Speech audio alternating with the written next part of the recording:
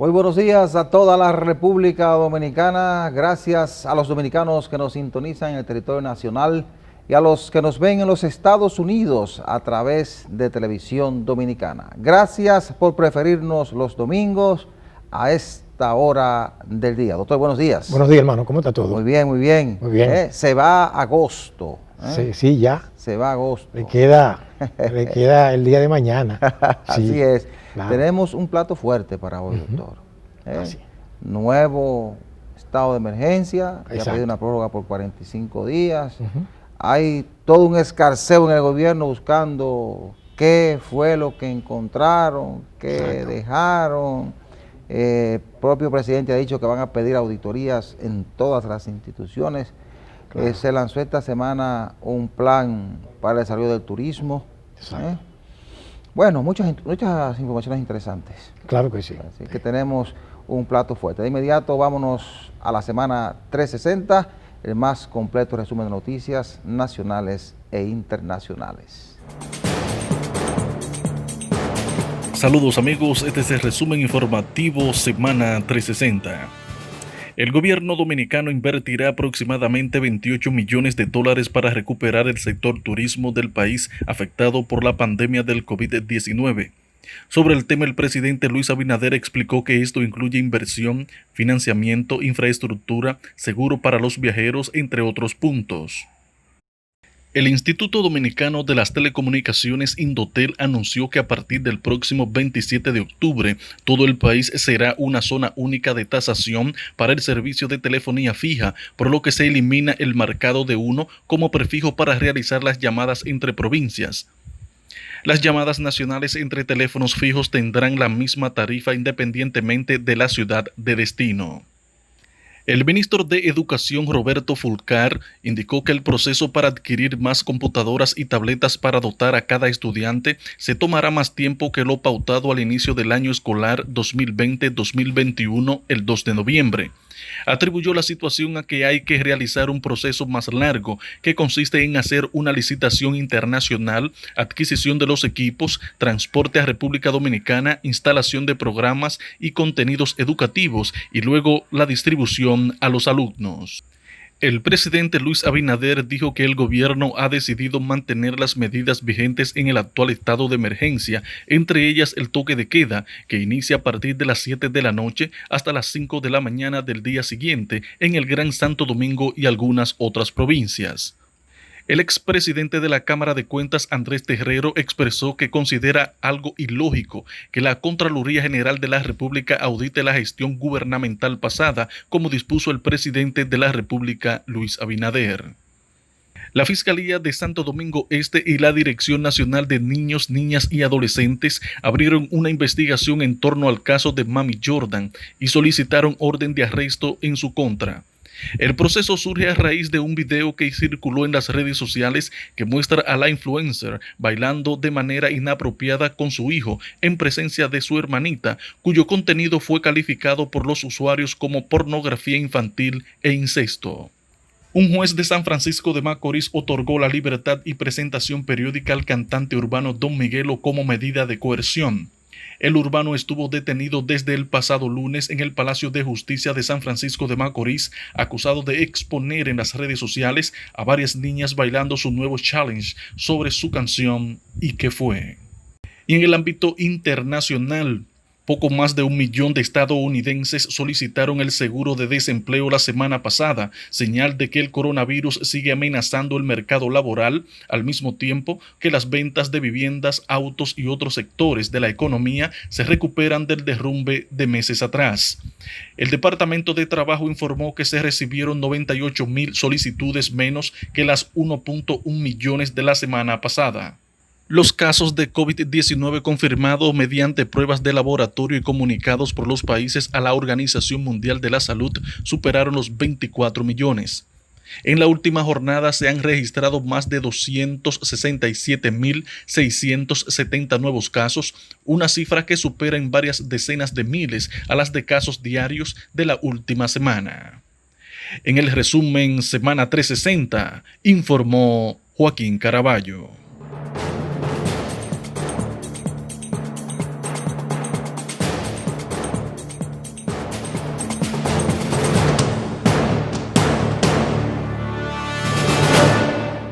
Como era de esperarse, el presidente de la República pidió al Congreso una extensión del estado de emergencia por 45 días. Correcto.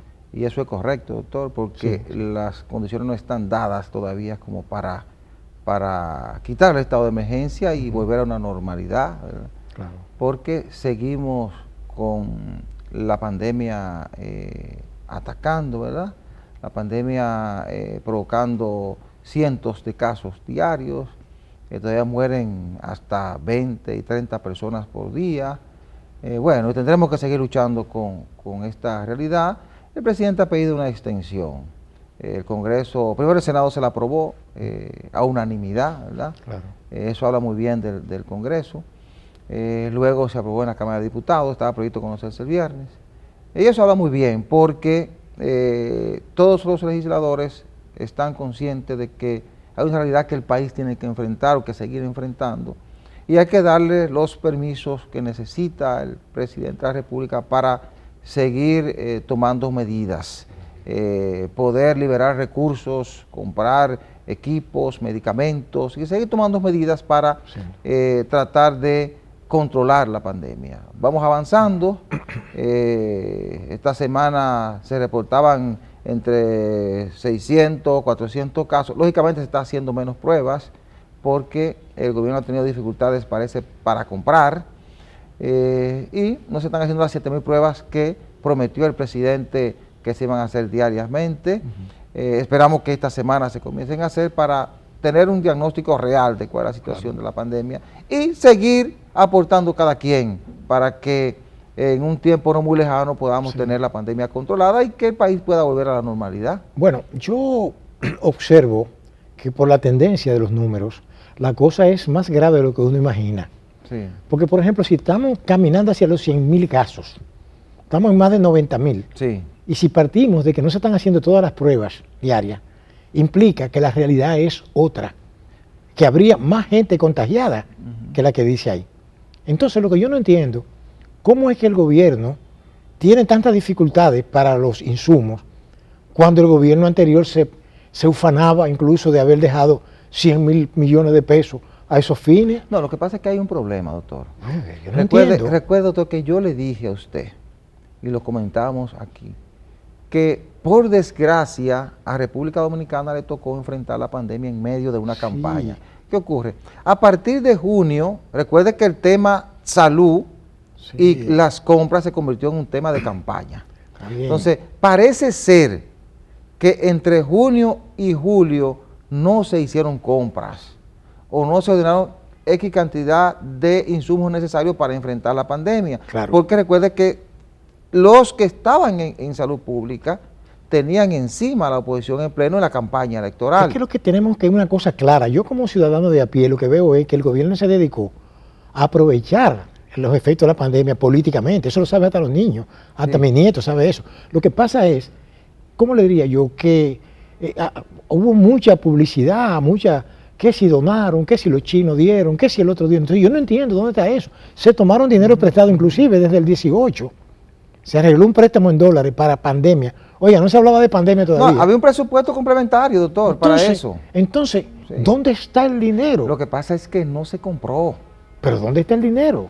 Bueno, el presidente saliente le dijo a Abinader que le estaba dejando 100.000 millones de pesos de los que le liberaron del pasado presupuesto. Pero debería haber donde está depositado. Bueno, no sé, pero imagino que sabrá Abinader o sabrá el presidente saliente. Lo que le quiero decir es que uno parte de lo que dijo el pasado presidente de la República. Ahora, lo que sí es que hay que estar claro es que, independientemente de que se utilizara políticamente o no desde el gobierno pasado, al politizar el tema de las compras de salud, recuerde que decían que estaba comprando 2 veces o 3 veces más caro, se estaba cuestionando directamente al pasado ministro de Salud, el tema lo convirtieron en campaña, es lo que quiero decir. Entonces, al ocurrir eso, ni en julio ni en la transición está bien. Se compró.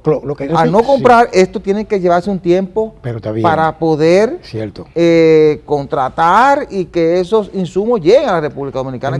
Era lo que explicaba el ministro actual. Exacto, lo que a mí no me satisface, no me convence como ciudadano es que la oposición no podía tomar decisiones.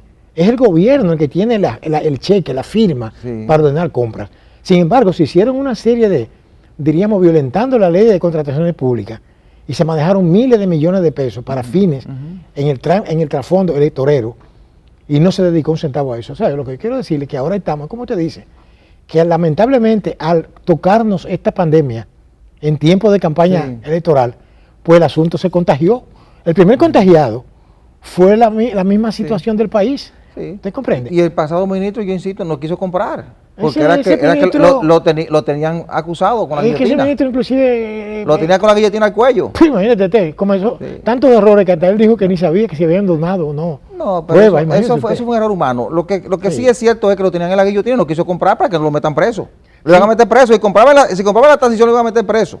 Bueno, eso es parte del problema que tenemos por la política, por la campaña electoral y el periodo de transición. Entonces yo no recuerde, doctor, tenemos que ser justos aquí. Se pedía que no hicieran absolutamente nada en la transición. Sí, sin embargo. Entonces, tenemos esta desgracia encima, que es la pandemia. Bueno, sí, pero que la pandemia aquí está desde marzo. Sí. Y la transición fue en agosto. Fue en julio. En julio, ¿verdad? Julio, sí, pero todavía era gobierno. Todavía el anterior era gobierno. Sí. Y tomó muchas decisiones, dio muchas pensiones millonarias, hizo por aquí, en Europa, allá. Entonces priorizó las cosas materiales a la salud. No, pero en el proceso de transición ellos estaban haciendo las pruebas, estaban haciendo 4.000 pruebas. Bueno, pero ahora de que estaban haciendo 4.000 pruebas. Según bueno, ahora están haciendo 2.000. 2.000 pruebas. Y si hacen las 7.000 que están Y el Laboratorio Nacional no estaba haciendo pruebas, hizo 166 pruebas el pasado jueves. Bueno, oiga, si se hacen las 7.000 pruebas que ha sido ofrecida, aquí va a subir a 100 y pico de mil los contagiados. Yo espero que esta semana se puedan comenzar a hacer las 7.000 pruebas para tener un diagnóstico real de la pandemia. Y bueno, ya tenemos un nuevo gobierno, ojalá que las cosas eso es una buena noticia. Ya no hay problema politiquero. No, no tenemos un nuevo gobierno desde el 16 de agosto. Claro, desde el 16 de agosto. Es decir, ya no hay problema, como usted dice, politiquero, ya lo que tiene que dedicarse a gobernar y hacer las cosas que tiene que hacer. Manejar los recursos. Bueno, el presidente dijo que él estaba asignando 16.000 millones más a salud pública, que ojalá se puedan invertir, que se puedan hacer las compras. Bueno, estamos en un estado de emergencia, por eso es un estado de emergencia, que las compras se hacen con todas las... Claro, porque lo dice la ley también. Claro, lo que tienen que hacerla con transparencia. Cierto. Comprarla, lógicamente tendrán vigilancia. Porque siempre hay gente que tiene mucha hambre, que los bolsillos están vacíos y cuando ven mucho dinero, lo que hay que se le prende un bombillo. Lo que hay que supervisarlo. Se le prende un bombillo. Que se le fue la mano, que pague la consecuencia. Eso pienso yo. Así es. Eso entonces, la situación no es fácil. No es fácil. El gobierno ha pedido 202.000 millones de pesos, que es un segundo presupuesto complementario. Eso incluye, creo que parte de lo anterior, porque algunos son préstamos, bonos que van a girar, y ahí se incluye incluso dinero que va a estar asignado hasta para el próximo año. Pero yo vi también que el gobierno anterior tomó préstamos de las AFP, ¿verdad? A través del Banco Central y de Hacienda, ¿verdad? Entonces yo entiendo que eso era para manejar el asunto de fase y esas cosas, pero que también eso tiene problemas. El gobierno va a tener que buscar un dinero para poderle hacer frente a toda esa cuestión de la gente que está sin empleo, que no tiene acceso. No, pero para eso son los 202.000 millones. ¿Verdad? Para eso son, para mantener los planes fase, quédate en casa, uno que se llama, creo que PATI. Bueno, y asistir a mucha gente que necesita la asistencia del Estado porque perdió sus empleos, cerraron las empresas donde trabajaban, sus negocios han tenido que cerrarlos. Cierto. Y hay una crisis, ¿verdad? Y el Estado tiene la responsabilidad de asistir a la gente. ¿Quiere decirle algo en esto de la ampliación diríamos, del estado de emergencia? Yo soy de opinión, y esto lo he analizado bastante y lo he hablado con algunos amigos míos, que aquí debería radicalizarse ese asunto. Por ejemplo, un amigo me dijo, mira, aquí deberían en los fines de semana ponerlo 24 horas. Por lo menos, si no se puede poner de lunes a viernes, oye, porque por razones obvias, ¿verdad? Hay dificultad. Pero que se ponga de que sábado y domingo, todo cerrado. Y que el lunes a las 5 de la mañana, porque claro, el virus no duerme, el virus está 24/7. Y ya no hay campaña, ¿verdad?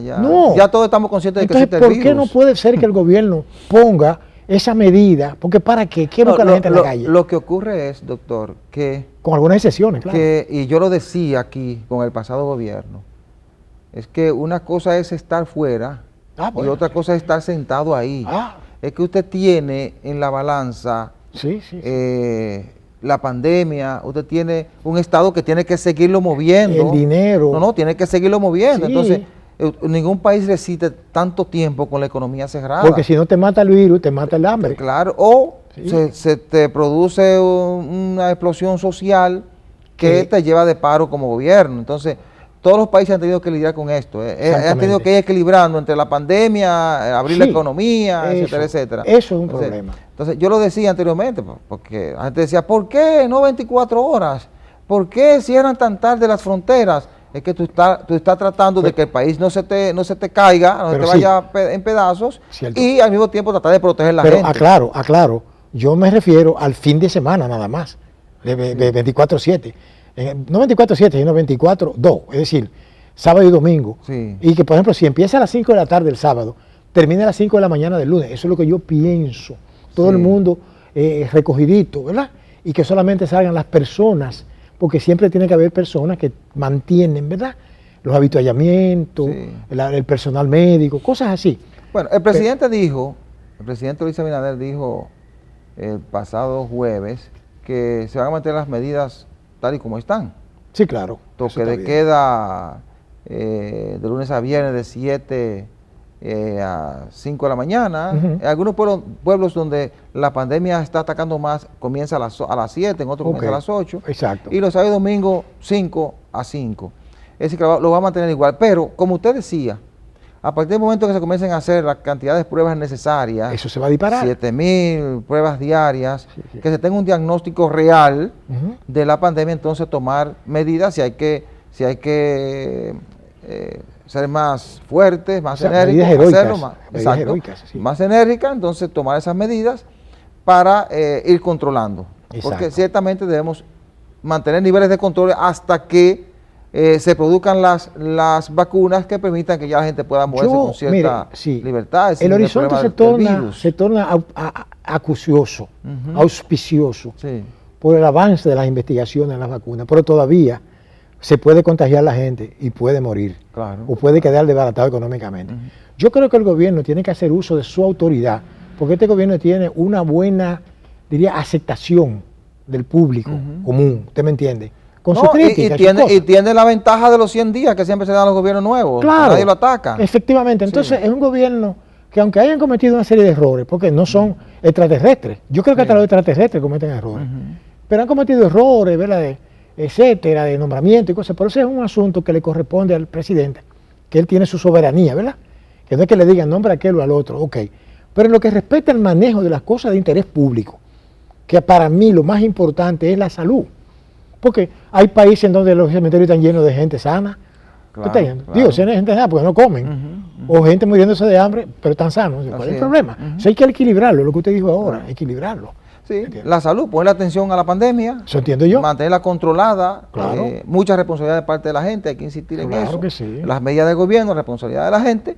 Y además la protección económica para mucha gente que lo ha perdido todo ahora en la pandemia, para que en un tiempo de unos 4 o 5 meses ya comencemos a retornar a cierta normalidad, ya con una vacuna, ¿verdad? Y con una economía retomando su fortaleza. Aunque no acelerarse. Así. Ir tomando pasos, ¿verdad? Claro. Pasos, diríamos, ¿cómo se llama? Pasos firmes. Exacto. Hasta llegar a la normalidad. Mirando, que no pase lo que pasó con la desescalada. Así es. Que la cosa se disparó por encima de lo que había. Claro. Así es. Vamos a la pausa. Retornamos en unos segundos.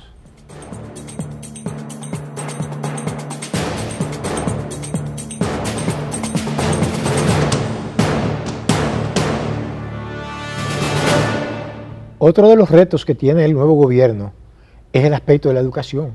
Ay, sí. Óigame, porque entonces fíjese, el país, a pesar de todos los recursos y a pesar del 4%, que sabemos, ¿verdad?, que ese dinero, pues, en muchas ocasiones se utilizó, en algunos se dispendió, pero en otras se invirtió, ¿verdad?, en infraestructura, ¿verdad?, etcétera, etcétera.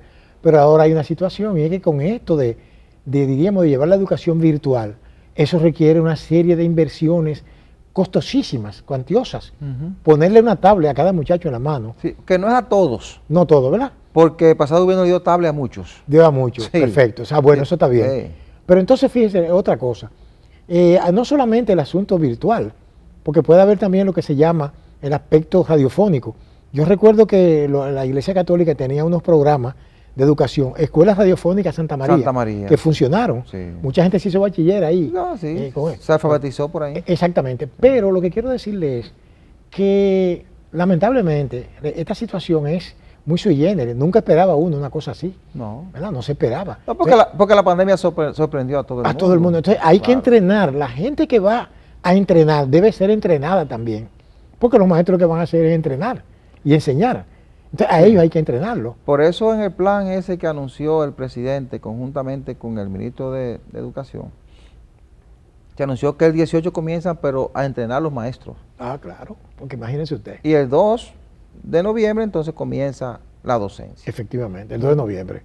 Bueno, yo creo que las buenas intenciones, ¿verdad? Suplen la primera parte. Si el gobierno está realmente interesado en esto, ¿verdad? Los fondos pueden aparecer porque el 4% precisamente se especializó a esos fines. No, los fondos están, porque, oiga lo que ocurre, doctor, aquí hay mucho temor con el endeudamiento, Ujú. porque hay muy mala experiencia en otros países Exacto. que han tenido endeudamientos alocados, pero con la pandemia, todos los países están cogiendo prestado, Ujú. luego habrá que pagar, lógicamente, Ah, bueno, pero el dinero hay que buscarlo para que los países continúen su vida normal, Cierto. para mantener la productividad. Entonces, esos 202.000 millones de pesos que ha pedido el presidente Luis Abinader al Congreso, que se lo van a aprobar, el presupuesto complementario, para enfrentar todas las necesidades que tiene el gobierno de aquí a diciembre. Ahí se incluyen 30.000 millones de pesos que son para ese plan de educación, que son necesarios. Con la educación de la población no se puede jugar, Exactamente. no se debe jugar. Entonces, también hay 3.000 millones de pesos que parece que están separando para acondicionamiento de aulas. Siempre las aulas hay que pintarlas, hay que hacer, cada tiempo hay que dar acondicionamiento. Sí. Entonces, el dinero está. O lo van a buscar. Bueno, porque va a ser a base de préstamos, yo y vi de algo bonos. que no me gustó luego, mucho, Luego el habrá de que préstamo. pagar. Sí. Es que todos los países están cogiendo prestado, doctor. En pánico. Y los organismos internacionales le están sugiriendo que tomen prestado Porque al final de cuentas, para que muevan sus economías. si al final de cuentas, el servicio de esas deudas va a golpear el bolsillo de la gente más pobre, Sí. lamentablemente. Sí. Pero si tú no lo tomas ahora ese dinero, yo te entiendo. se te va a picar el Bueno, país por pero yo completo y creo puedes que perder más. Si el gobierno, ya uno con la experiencia que tiene de ver tantos gobiernos que han entrado y han salido, yo recuerdo que cuando el doctor Balaguer entró al gobierno en el 66, habló lo que se llamaba plan de austeridad, Sí. una ley número 1 de austeridad, nunca la voy a olvidar. Había su corrupción, porque hubo 300 millonarios, parece que eso es parte de la complejidad, pero se fue muy frugal con eso y no se endeudó en esa época. Es más, el doctor Balaguer tuvo fama de no endeudarse mucho a nivel internacional y trató de buscar fondos, recursos desde acá, internos. Yo creo que... Pero cuando eso, manejar el país era como manejar Santiago. Bueno, exacto, era más fácil. Ahora somos casi 12 Pero millones recuerde que salíamos de una guerra, habitantes. salíamos de una guerra civil. Sí. Oye, en donde había un desbarajuste aquí, Sí. con una tropa norteamericana metida aquí, internacional. Sí. De ellos. Ahora, yo creo que, por ejemplo, nosotros no tenemos esos parámetros que tuvimos en los años 60, esos líos políticos, la muerte de Trujillo, ¿verdad? La guerra civil, Balaguer, etcétera, etcétera. Y el gobierno tiene una buena oportunidad ahora de hacer un buen, ¿qué le digo yo? Una buena gestión, ¿verdad? Con lo económico y lo sanitario. Sí. Las dos cosas son dos ejes fundamentales del equilibrio. Claro. Creo que es así. Pero todas necesitan, ambas, dinero. Porque sin el dinero no es posible hacer nada. Eso es así. Ha habido preocupación de parte de los que manejan los colegios Sí, privados. de educación inicial Ujú. y básica, porque ellos querían comenzar ya.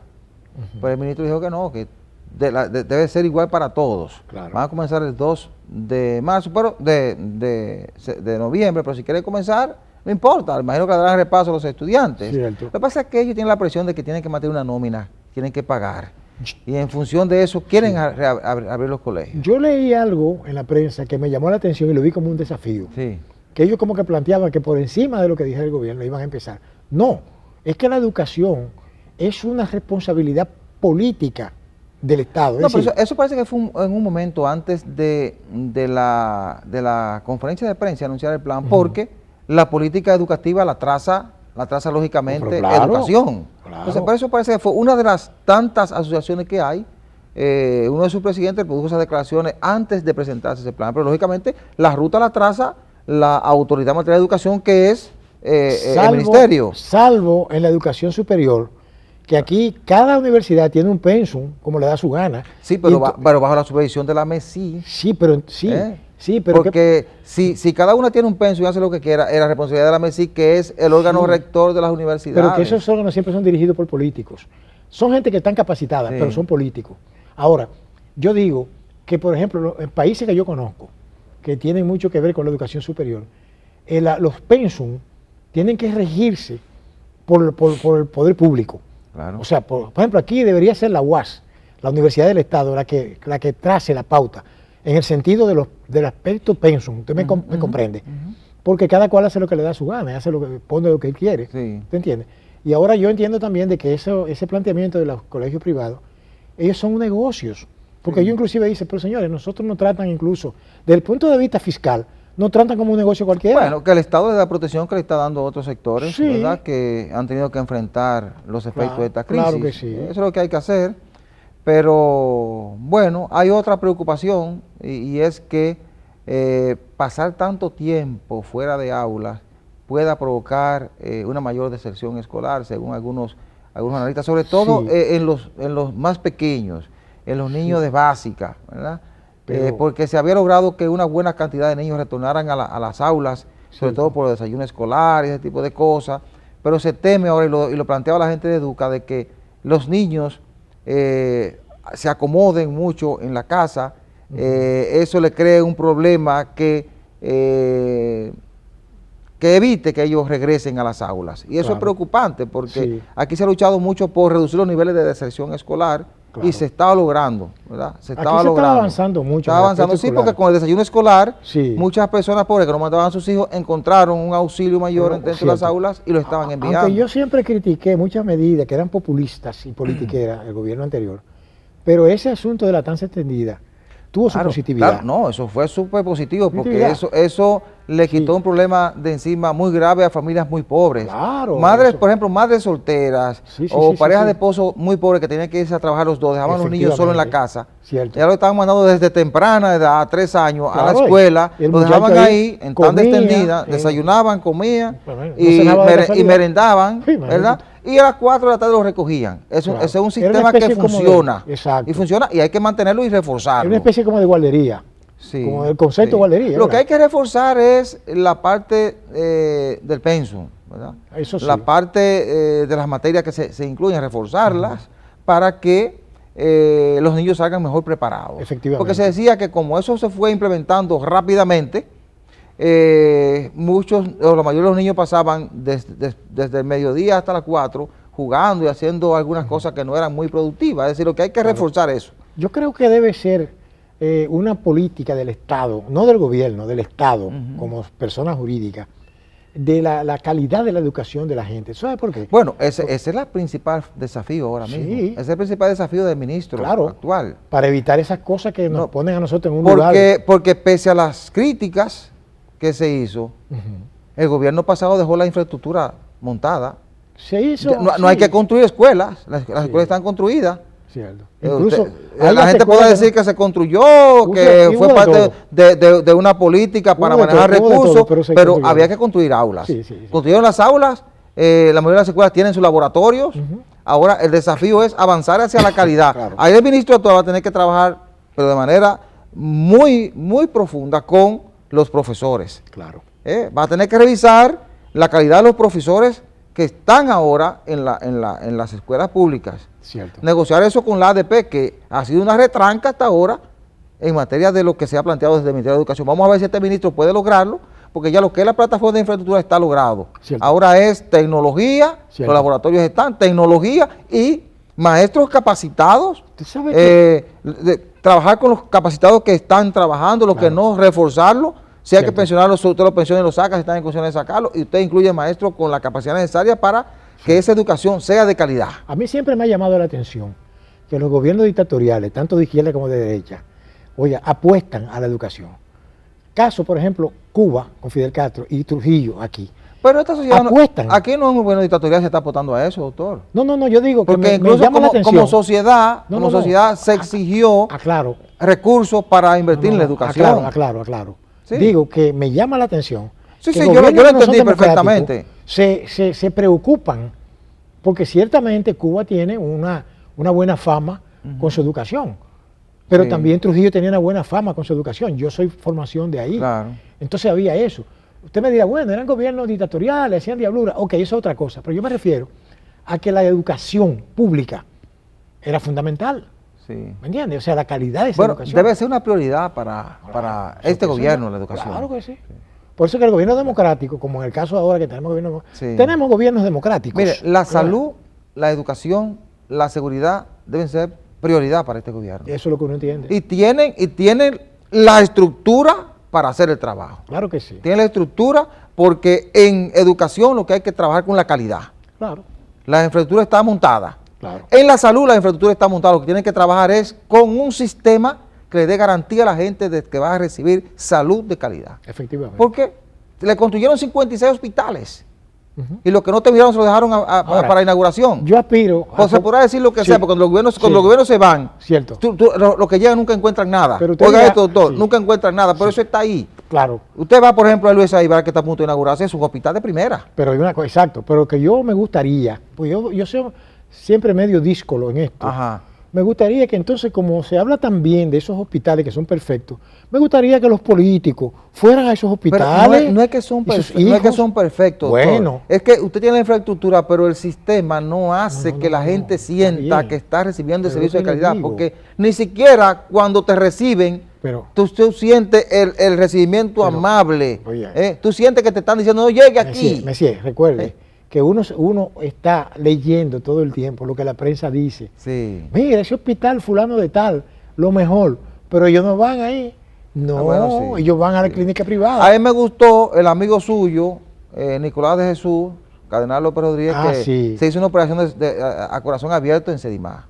Pero la hizo en Sedimá, pero no la hizo en el Aibar. Bueno, él dirigía Sedimá y se quedó ahí para que confiaran. ¿Con dinero de la gente? No, doctor, cada hospital se hace con dinero del Estado. Messier. Se hace con dinero del Estado. Ahora, pero mientras el cardenal se la hizo en Sedimá, otros políticos se van a Nueva York, a Boston, a Miami. Pero ese se la hizo aquí, que es lo que yo quiero resaltar. Pero lo que yo veo, sin embargo, el Sedimá no es cualquier hospital. No. Es un hospital que está a la altura de muchos hospitales de la zona, del área del Caribe. Sí, pero el de Villamella puede ser igual que el de Sedimá. El Luis Aibar puede ser igual que el de Sedimá. Cualquier hospital de Santiago, lo que usted necesita es tener buenos equipos, tecnología de primera y buenos médicos. Bueno, a mí lo que me... porque el edificio no te hace el hospital. Bueno, yo lo sé. Pero a mí lo que me llama siempre la atención y me saca de quicio es que a esos hospitales de tanta calidad, los pobres no tienen derecho a asistir a ellos. Eso es lo que hay que trabajar, no, que los pobres tengan derecho. Los dueños del dinero. No, doctor, es que todo el mundo con un seguro, que desde el Estado le dé un seguro a todo el mundo, trabaje o no trabaje, y que usted vaya a cualquier hospital, lo traten igual que en una clínica. Pero desde que llega, que lo recibe la secretaria. Sí. Lo que pasa es que la gente llega a los hospitales, ni siquiera el médico lo quiere ver, porque el médico va y trabaja una hora y se va a su clínica. Pues, es que el médico que trabaja en el hospital trabaje con la responsabilidad necesaria, las horas que tiene que trabajar, y que atienda a ese ciudadano que llega de Moca, de Monteplata, de Barahona, del barrio de la capital, y que lo atienda igual como lo atiende en cualquier clínica de primera de la ciudad. Pero se necesita voluntad de parte de los que dirigen el Estado. Los actores sociales. Claro, es el sistema que tiene que funcionar. Claro que sí. Vamos a la pausa.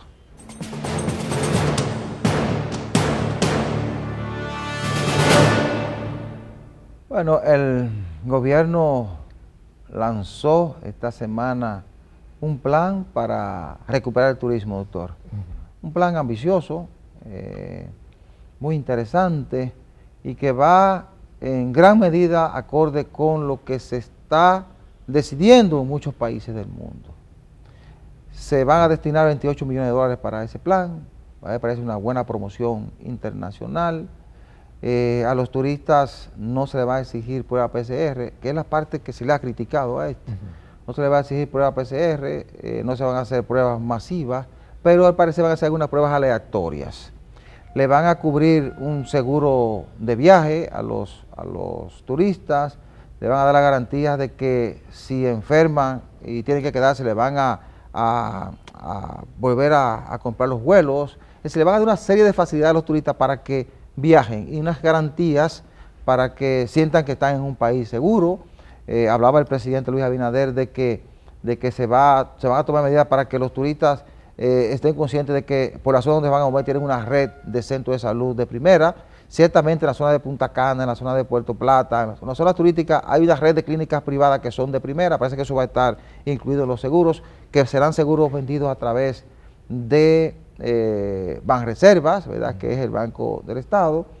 Bueno, y se incluyó al sector turístico nacional en esto. A partir de ahora imagino que vendrá una campaña agresiva para atraer a los turistas, de manera tal que en el mundo se enteren de que se están dando múltiples facilidades y garantías de que el turista va a venir y vas a disfrutar, para que en un tiempo no muy lejano tengamos una gran cantidad de turistas, no igual como la que estábamos recibiendo hasta diciembre del año 2019, ¿verdad? Que era uno de los países que más crecía en materia turística, pero por lo menos que nos vayamos acercando a las estadísticas, porque el turismo, recordemos, es una actividad económica de una derrama extraordinaria. El turismo es el principal mercado para nuestros productores nacionales, pero ahí usted tiene los constructores, usted tiene una cantidad de personas que dan servicios, etcétera. Es decir, el turismo impacta a diferentes áreas de la economía, además de la cantidad de empleos que genera. Decía uno de los funcionarios del Ministerio de Turismo al momento de presentar el plan que se han perdido cerca de 100.000 empleos directos y unos 300.000 indirectos. Es decir, hay que tratar de ver cómo se recuperan esos empleos para que la actividad económica vuelva a tomar su dinamismo, ¿verdad? Cierto. Mire, el asunto es que una reactivación del turismo va a chocar también con la confianza del turista, ¿verdad? Porque, por ejemplo, si usted me dice que no se van a hacer pruebas, una persona ¿qué le digo yo? Que venga asintomático, esa persona es un vector de contagio. ¿Usted comprende? Asintomático. U otra persona que entre aquí y que no tenga un control, digamos, viral, etcétera. Está bien, el gobierno tendrá sus mecanismos para controlar eso. Pero yo les reitero de que eso debería irse haciendo de manera muy gradual. Porque porque fíjese, la actividad turística implica masificación. Claro. Oiga. Que ese es el principal problema de para la pandemia. esta pandemia. Ahí que está el Claro, detalle. sí. ¿Entiende? O sea que, como es masificación, usted quiere tener las playas llenas de turistas, los hoteles llenos de turistas, las calles llenas de turistas. Entonces, ¿en qué estamos? O sea, es una situación muy sui generis, ¿verdad?, la que se está dando. Sí, por eso el Colegio Médico, a través de su presidente Eduardo Ariel Suero, expresó preocupación al momento en que se presentó el plan, cuando se dijo que no se iba a exigir la prueba PCR. Oiga. Porque la prueba PCR te da la garantía de que cuando un turista se embarca, por ejemplo en España, ya tú sabes que se embarcó alguien que hay una prueba que dice que no es portador de ese virus. Y va a llegar, va a disfrutar, no te va a contagiar a nadie aquí en el país, y va a retornar a su país. Pero parece ser que, no sé si fue algún sector que convenció al gobierno de que lo hiciera así, porque en principio se estaba aplicando la prueba PCR. Quizá lo convencieron para que pueda venir mayor cantidad de turistas, pero podemos tener un problema mayúsculo. Pero, por ejemplo, yo tengo información de que países pequeñitos, como Puerto Rico, por ejemplo, digo pequeñitos en el sentido más pequeño que nosotros, son muy celosos con esas pruebas. Hay varias islas, creo que Aruba está pidiendo prueba PCR, creo no que Jamaica, hay varios países que piden la prueba PCR. Efectivamente. Alguien decía que no debemos preocuparnos porque los principales países emisores exigían prueba PCR tanto para entrar o para salir. Efectivamente. Y que iba a llegar un turista que venía bajo control. Pero para mí lo importante es que ese turista te presente la prueba PCR cuando se embarca hacia República Dominicana. Que yo la tengo, ya tú sabes quién tú estás recibiendo y tú mantienes ese control. Exacto. Porque quizás una prueba aleatoria como ellos quieran hacer, no va a ser tan efectiva como la prueba PCR. ¿Cierto? Ese es un punto de preocupación dentro de este plan tan ambicioso e interesante para la reactivación de una industria que es fundamental para la economía dominicana. Efectivamente. Ojalá que esa parte la puedan revisar. Es lo deseable, porque entonces sería peor el remedio que la enfermedad, ¿verdad? Digo yo. Claro que Pero, sí. Sí, pero Claro que creo sí. vamos a salir a flote. Y si usted quiere, todo el mundo sabe que estamos viviendo en medio de una pandemia. Claro, Si usted quiere viajar, ya las pruebas son más baratas que antes. sí. Ya las pruebas no cuestan 5,000 pesos como costaban. Yo digo que hasta están tan baratos, hasta los pasajes están más Para baratos. mí esas pruebas tienen que ser parte del paquete. Claro que sí. Parte del paquete. Debería ser. Prueba, ticket, Sí, de Efectivo. hotel, de avión, Claro, y claro. usted se va. claro. Pero es que en el pasado, décadas atrás, se exigía una vacuna a la gente de otras enfermedades, ¿verdad? Claro, claro. Se exigía para entrar a Estados Unidos, a otros países. Bueno, y cuando exista la vacuna, hay que exigírsela a los turistas también. Claro. Sí, Ahora, lo que te da mayor garantía es la prueba PCR. exacto. Cuando esté la vacuna, la garantía te la va a dar la vacuna. Todo el que llegue tendrá que llegar con su vacuna. Exactamente. O mientras tanto con una prueba PCR. Claro que Mira, sí. no tengo la vacuna todavía, pero mira la prueba. Efectivamente. Entonces tú estás dando garantía de que no va a llevar un problema que te puede también afectar el turismo. Efectivamente. Pero tampoco tú vas a aumentar los niveles de contagio en tu país. Sí, ese es otro En también. tu país. Entonces, Sí. es el punto que se ha criticado. El único punto que se le ha criticado a ese Es plan. correcto. Ojalá lo revisen. Yo no estoy de acuerdo con eso. Exacto. Yo no estoy de acuerdo con que le abran las fronteras a cualquiera que entre sin ningún tipo de prueba. No, no, no. Sobre todo cuando tú estás luchando en un país por reducir los niveles de contagio. Claro. A mí no me digas tú que tú vas a luchar con tus ciudadanos internamente para controlar una pandemia. Le va a permitir la entrada sin ningún tipo de llegue control donde llegue. a cualquiera que llegue de cualquier Claro. país del mundo. Que No. queremos que el turismo se desarrolle, pero Claro. vamos a desarrollarlo con niveles de controles. Exactamente. Sabemos que los hoteleros han invertido mucho. Pero es que no tiene ¿eh? ninguna ciencia. Sabemos que el sector empresarial vinculado al turismo ha invertido mucho y quiere que se reactive la economía, Claro. quiere que sus hoteles florezcan, que lleguen turistas, pero óigame, estamos en una Pero pandemia. usted dijo algo interesante ahí. Esa prueba PCR debe ser parte del paquete. Tiene que ser parte del paquete, Claro. como también tiene que ser parte del paquete del seguro. Claro que O si sí. usted quiere viajar ahora en medio de la pandemia, le va a salir más costoso. Claro. Eso es lo que hay que vender. Usted quiere viajar, usted quiere hacer turismo, le va a salir más costoso. Para seguridad suya, de su familia y la de los que los van a recibir. Efectivamente. allá, y de la gente que vive en ese país. École. Que la responsabilidad de cuidar a la gente que vive en el país es la del gobierno. Efectivamente. Es la del Claro. gobierno. Claro. Entonces, por eso la decisión de pedir prueba PCR no era equivocada. Exacto. Ahora, parece ser que al presidente Abinader lo convencieron, que al ministro David Collado lo convencieron de que no exigiera la prueba PCR para masificar. Pero en la masificación es que está el peligro. Ahí está el peligro. Ahí es que está el peligro. Sí, señor. ¿Ok? Lamentablemente. Es verdad que, como decía el ministro, no vamos a recibir 2.500 millones de dólares del turismo, ¿cierto? No solo eso, hemos perdido casi 2.000 ciudadanos Sí, claro. que se han muerto por la pandemia. Claro que sí. Y hay casi 100.000 que se han contagiado. Imagínese usted. Es decir, hay que ver cada cosa. Pero Claro. eso, yo insisto, tiene que ser parte del paquete. Lo que te da garantía a ti de que el turista va a ir, va a disfrutar y va a regresar sin complicarte el turismo, sin complicarte el país donde va, es la prueba PCR. Efectivamente. Entonces, vamos a convertirla en parte del paquete. Exacto. Mi sugerencia al gobierno es que se revise esa parte. Claro que sí. Mi sugerencia al ministro David Collado, mi sugerencia al presidente Abinader, que revise la parte de la prueba PCR. Exactamente. Yo imagino que fue que se lo sugirieron. Claro, así que debe Yo ser. imagino que dijeron, queremos que venga más turistas, pero pidiendo la prueba sale muy caro. Bueno, Oye, nosotros estamos en una pandemia. cierto. Estamos en una pero la pandemia. prueba no está tan cara ya. ¿Eh? La prueba PCR no está tan cara. Bueno, hay laboratorios que la están haciendo a 1.800 pesos, Sí, pero antes era cara, al 4.000 principio. y pico de pesos. Sí. Y a veces no aparecían. No aparecía. Entonces, ahora te la hacen por la sangre, por la saliva. Exacto. Entonces, por lo menos, exige aunque sea una prueba rápida. Claro. Sí, por lo menos. Por lo menos. Efectivamente. O por lo menos toma a ver si tiene fiebre. Tú lo vas a entrar así sin nada. No, Eh, no se puede. No se puede. No se puede. Es muy Si- peligroso. Si amamos el país. Muy peligroso, muy peligroso. Mire, yo soy un defensor del turismo.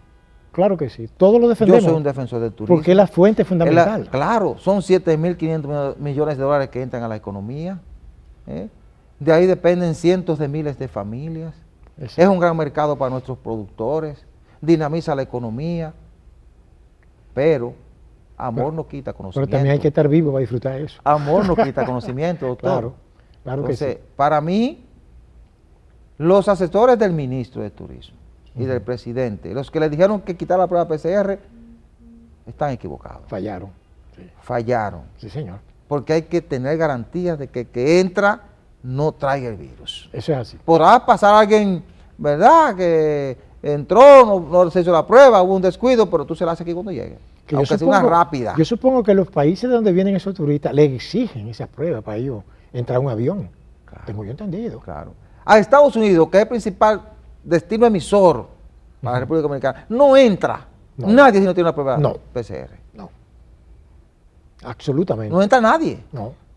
Pero nosotros no podemos suponer que porque Estados Unidos no priva una prueba PCR, o Europa, o cualquier parte del mundo, el que va a llegar aquí va a llegar libre del virus. No, claro que no. Entonces, mientras estemos así, hay que proteger. Claro. Además de proteger el turismo, hay que proteger al ciudadano, a la gente. Claro que sí. Y con esa decisión, usted está protegiendo la industria turística, pero está desprotegiendo a la población en sentido general, que usted quiere protegerla con todo un plan que nos ha llevado cientos de miles de millones de pesos. Sí, señor. Y que vamos a seguir invirtiendo cientos de miles de millones de pesos para controlar la pandemia. Sí, claro. Entonces, bueno, amor no quita conocimiento. Vamos a la pausa. Eso está claro.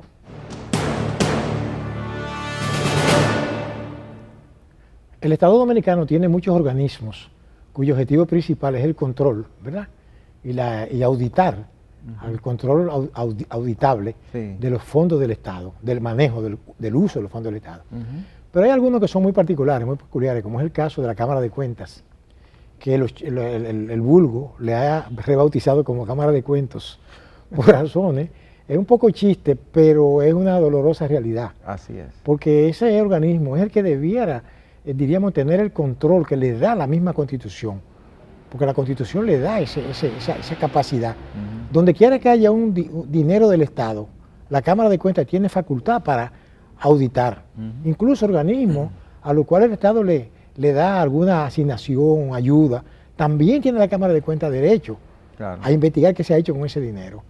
Entonces uno ve que aquí gobiernos van y gobiernos vienen, y las cámaras de cuentas son elegidas para llenar un hueco, porque son hechas, son confirmadas a imagen y semejanza del gobierno de turno, lamentablemente. Sí. Doctor, mientras los partidos políticos de turno, o los presidentes de turno, tengan control de la Contraloría, que es la que tiene control de todas las instituciones del Estado, exacto, es la audita permanentemente, tengan control de la auditoría, de Contraloría, perdón, de la Cámara de Cuentas y del Congreso, siempre va a haber mucha corrupción e impunidad. Exactamente. Si esas tres instituciones funcionaran, ok, el presidente puede tener control sobre la Contraloría, porque es el que le dice cómo van manejándose las cuentas públicas. Ese es su control interno. Exacto. Ahora, la Cámara de Cuentas lleva un control diferente de todas las instituciones del Estado, pero hay un contrapeso. Y el Congreso tiene también esa labor de fiscalización. Si las tres funcionan, si Contraloría trabaja mal, Cámara de Cuentas se entera, lo sabe y se hacen los correctivos. Y si las dos, en las dos hay alguna falla, el Congreso, porque el Congreso, dígame, porque aquí lleva un informe permanentemente al Congreso. Claro que Todos los años que lleva un informe de ejecución presupuestaria. Claro. Entonces, lo que ocurre es que ni la Cámara de Cuentas ni el Congreso hacen su trabajo, porque la Contraloría lo hace, porque la Contraloría audita permanentemente, internamente, a las instituciones del Estado. Donde está la falla real es en la Cámara de Cuentas y en el Congreso. Si funcionaran, yo espero que funcionen. Bueno. Las cosas cambian, sí, pero no. Si se mantiene el criterio de selección de la Cámara de Cuentas que se ha usado hasta ahora, nunca va a funcionar. Porque es un criterio político partidario. Claro. Y diríamos de fulano de tal, me recomendó con fulano de tal. Eso es lo que hemos visto hasta ahora. Sí. Pero aquí hay muchos contadores independientes que pueden ser parte de esa Cámara. Bueno. Que son personas, ¿verdad? Yo pienso que casi se está venciendo el plazo para el que fueron electos esos miembros de la Cámara de Cuentas. Entonces ya corresponde al Senado, creo. Creo que el Senado, si hay que someter ternas y hacer unas vistas públicas. Voy a revisar, pues se está venciendo ese tiempo. Usted sabe que yo tengo algunos amigos que son auditores forenses. Sí. Y esos son los que deberían estar en esos puestos de Cámara de Cuentas. Sí. Auditores forenses. Con toda la independencia posible. Efectivamente, que andan buscando donde tú no ves ellos ven. Pero doctor, llegamos a un nivel de descaro tan grande, de complicidad, que la Cámara de Cuentas audita y las auditorías las publican 2 años después. Imagínense. Ya no hay tiempo de revisar nada, ni de reclamarle nada a nadie. Es Exacto. decir, ese organismo ha caído en tan bajo nivel de desprestigio que ni siquiera ese tipo de credibilidad se le da a lo que hace. Le digo una cosa, si funcionaran los 2 organismos que usted mencionó, la Contraloría tiene sus funciones. Si el Congreso asumiera sus funciones también de control, Sí. la Cámara de Cuentas no tendría razón de ser, Claro. porque no ha hecho nada. Y sin embargo las cosas han seguido. No, pero hay que tenerla, porque Sí. por algo se creó, hay que tenerla y que trabaje con niveles de independencia, Claro. que también lo haga el Congreso, pero que lo hagan, es que no lo Claro. están haciendo. Efectivamente. Entonces, ahora se va a necesitar mucho porque el propio presidente de la República ha anunciado que comenzó a auditar el gobierno de Danilo Medina. Efectivamente. Parece que lo va a hacer con auditores externos. externos, Sí. porque decía un experto, creo, un pasado presidente de la Cámara de Cuentas, que no lo puede hacer la Contraloría porque no se puede auditar a sí mismo. Ya. Entonces, aunque salga caro, parece que van a buscar auditores externos y van a auditar. Entonces, Exacto. a partir de ahí, ojalá que con una Cámara de Cuentas nueva y con un Congreso funcionando de manera diferente se puedan tener controles. Sería lo deseable. Porque a fin de cuentas, eso es lo que, a eso que aspira la sociedad dominicana, Lo que a hay que tener, lanzar, a tener sí. transparencia en el manejo de la cosa Eso le iba a pública. decir, lo que hay que lanzar es la idea, la imagen de transparencia, de confiabilidad, de que los organismos que están sujetos, diseñados por la ley para el control del gasto, ¿verdad? Del manejo de los recursos del Estado, hagan su trabajo, Sí. ¿verdad? Y no estén sujetos a ese escarnio. Usted sabe cómo es, que ahí hubo historia de Cámara de Cuentas que lo que hicieron fue dedicarse a aumentarse el sueldo y hacer cosas sin trabajar. Claro. Imagínese usted. Hubo una Cámara de Cuentas que la destituyeron. ¿usted no Pero recuerda? eso dio vergüenza. Creo que la anterior a esta. Vergüenza ajena dio Sí, eso. sí. Imagínese usted. Por eso mismo, por la forma en que se estaban manejando. Claro. Se aumentaban los salarios. Sí, sí. Y desorden. una serie de medidas que Desorden. entendieron que reñía con la ley. Un desorden, sí, claro que sí. Entonces, imagínense, si quien está llamado a controlar Exacto. impone el desorden. Imagínense. Por eso la gente le puso el mote de Cámara de los Cuentos. Cámara de Cuentos, sí. O de cuentos, ¿verdad? Sí, sí. Entonces, imagínense, cuando a una institución que está llamada a velar por la transparencia, por el manejo de los fondos públicos, la sociedad le pone el nombre de Cámara de Cuentos. Más, le digo una cosa. imagino, no hay Si que esta decir más Cámara de nada. Cuentas se pusiera ahora a tratar de hacer auditoría, nadie le va a creer. Sí. ¿Por qué? Porque ellos se pasaron todo el tiempo sin hacer nada. Y siempre dijeron que no tenían recursos, que no tenían fondos, Ujú. que no podían hacer nada. Claro. ¿Entiendes? Es así. O sea que- A propósito, doctor, de auditorías, recuerde que decíamos que el presidente de la República ha dicho que comenzó a auditar la gestión de Danilo Medina. Ojalá hagan eso con mucho cuidado. Ujú. Ojalá lo hagan con todo el criterio posible, Sí, porque tenemos la experiencia de que muchas cosas se hacen a la carrera claro. y a fin de cuentas no surte ningún tipo de efecto. A veces tú afectas innecesariamente o a veces libera de culpa Ujú. a gente, a veces adrede, ¿verdad? Sí, sí, claro. O a veces por qué sé yo, por rapidez. Exactamente. Entonces, ojalá que las cosas se hagan bien, para que Exacto. no afecten, a que no sea necesario afectar y para que se sea justo, ¿verdad? Pero ciertamente ser es equilibrado. necesario sí, que se hagan unas auditorías para poner claro qué recibió el gobierno. Claro, claro, debe porque estar a claro. ellos le van a reclamar a la hora de entregar. Claro. Yo recibí esto, Sí. de aquí en adelante yo, esto Exacto. que lo hicieron mal, fueron sancionados, Claro. esto no fueron sancionados porque no lo hicieron mal, Ujú. y aquí en adelante, y de ahí en adelante nosotros hicimos esto. Efectivamente. Estos son mis resultados, porque aquí hay que auditar a todo el mundo. Así es. Así es. Claro. Bien, llegamos al final del programa. La semana que inicia, las expectativas estarán centradas en una posible jornada de muestras, de toma de muestras PCR para ver si se logran controles de la pandemia. Y otro tema que estará centrando la atención es una posible convocatoria del presidente Luis Abinader a toda la sociedad para seguir buscando alternativas a los problemas que tenemos, precisamente generados por la crisis del COVID-19. Exacto. Señores, se nos ha terminado el tiempo. Muchísimas gracias por la atención prestada. La cordial invitación para el próximo domingo a la misma hora y por este canal. Buena suerte, buenos días.